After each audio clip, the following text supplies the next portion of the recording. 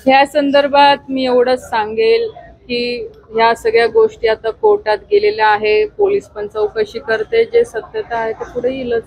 या माध्यमातून ते एकनाथ खडसे पुढे कारवाई केली जाते असं पण आरोप होतोय। बघा, मी याच्यावर तुम्हाला मी सांगते की मी मागच्या काळातही जिल्ह्यात इथे नव्हते, माझंही अधिवेशन चालू आहे। अनेक केंद्र सरकारचे आता मी मंत्री म्हणून मी पण एक जबाबदार आज पदावर आहे, म्हणून कोणत्याही गोष्टीचं जोपर्यंत सत्यता पुढे येत नाही तोपर्यंत मला नाही वाटत की मी त्याच्यावर कमेंट केली पाहिजे। कृषीच्या विषयी पण बोलले, आगामी काळामध्ये एक मोठं सबस्टेशन लावेल किंवा जळगावमध्ये उभारलं जाणार आहे भाषणामध्ये आपण सांगितलं। बघा, जळगावला तुम्हाला सगळ्यांना माहिती आहे की केंद्र सरकारच्या माध्यमातून बनाना क्लस्टर आपण सँक्शन केलेला आहे, ते पीपीपी मॉडेलवर जाणार आहे आणि त्याचं आता टेंडर फ्लोट केंद्र सरकारच्या माध्यमातून होणार आहे। आता माहित नाही कारण टेंडर असल्यामुळे कोण त्याच्यात पार्टिसिपेट करेल, पण नक्कीच तोही 200-250 कोटीचा प्रोजेक्ट इथे उभा होणार आहे की ज्या माध्यमातून शेतकऱ्यांना एक्सपोर्ट क्वालिटीसाठी ज्या काही सगळ्या सुविधा लागणार आहे, शेतकऱ्यांचं ट्रेनिंग आहे किंवा त्यांना मार्गदर्शन करून एक्सपोर्ट क्वालिटीची कशी केळी होईल आणि ते रेल्वेच्या माध्यमातून आपण जास्तीत जास्त कशी एक्सपोर्ट करू शकू याच्यासाठी जे काही इन्फ्रास्ट्रक्चर लागणार आहे ह्या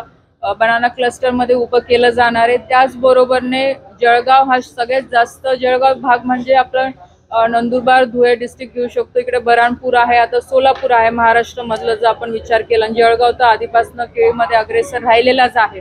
या सगळ्या गोष्टींचा विचार करून जे सहकार मंत्रालय आहे, आदरणीय अमित भाई शाह त्याचे मंत्री आहेत, त्यांच्याकडे पण आम्ही पाठपुरावा केला होता आणि बीज उत्पादक हे जे आहे आपलं डिपार्टमेंट आहे त्याच्याकडनं केंद्र सरकारच्या माध्यमातून आता इथे मोठं टिश्यू कल्चरचं लॅब उभं राहणार आहे की ज्यामध्ये सगळे टिश्यू कल्चरचे रोपं बनवले जातील आणि हे 3 राज्याचं सेंटर आपण जळगाव बनवतोय। म्हणजे आता 2 आपण जागा दिलेल्या आहेत, त्याच्यातलं फायनल होतील, एक मुक्ताईनगर मधली आहे, यावल तालुक्यातली आहे, 2 जागा केंद्र सरकारच्या वतीने पाणी इथे होऊन गेलेली आहे। येणाऱ्या पुढच्या आठवड्यात किंवा येणाऱ्या 15 दिवसामध्ये ते पण डिक्लेअर होईल। एक मोठं त्याचं पण एक मोठं सेंटर उभं राहणार आहे आणि प्लस बनाना क्लस्टर पण। तर असे वेगळ्या वेगळ्या माध्यमातून आपण पूर्णपणे प्रयत्न करतोय की केळीच्या दृष्टिकोनातून जळगाव एक हब झालं पाहिजे की जेणेकरून जगभरामध्ये देशभरामध्ये केळीचं नाव आपल्या जळगावच्या माध्यमातून पुढे गेलं पाहिजे आणि शेतकऱ्यांना सुद्धा त्याचा फायदा झाला पाहिजे। आणि त्याचबरोबर आज कपाशी असेल किंवा दुसरे जे पिकं आहेत त्याच्यासाठी पण आपण वेगळ्या वेगळ्या याच्यातनं मदत करतो। बघा, सन्मान योजना PM सन्मान योजना ही 2019 पासून सुरू आहे, कुठेही खंड पडलेला नाही आहे। केंद्र सरकारच्या माध्यमातून शेतकऱ्यांना जे काही मदतीचा हात द्यायचा आहे तो नक्कीच केंद्र सरकारच्या माध्यमातून नेहमी दिलाच जातो।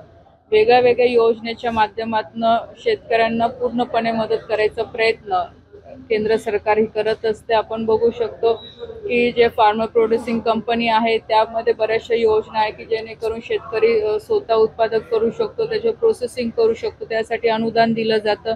जर एखादा खाजगी शेतकरी आहे त्याला जर गोडाऊन करायचं असेल त्याच्यावर 35 ते 40% सबसिडी दिली जाते। महिलांवर वेगळी सबसिडी आहे, म्हणजे महिलांच्या नावावर शेती असेल तर पुरुषांसाठी वेगळी आहे। तर अशा अनेक वेगळ्या वेगळ्या योजना आहे की त्या माध्यमातून शेतकऱ्यांना मदत करायचं काम सरकार करत असतं।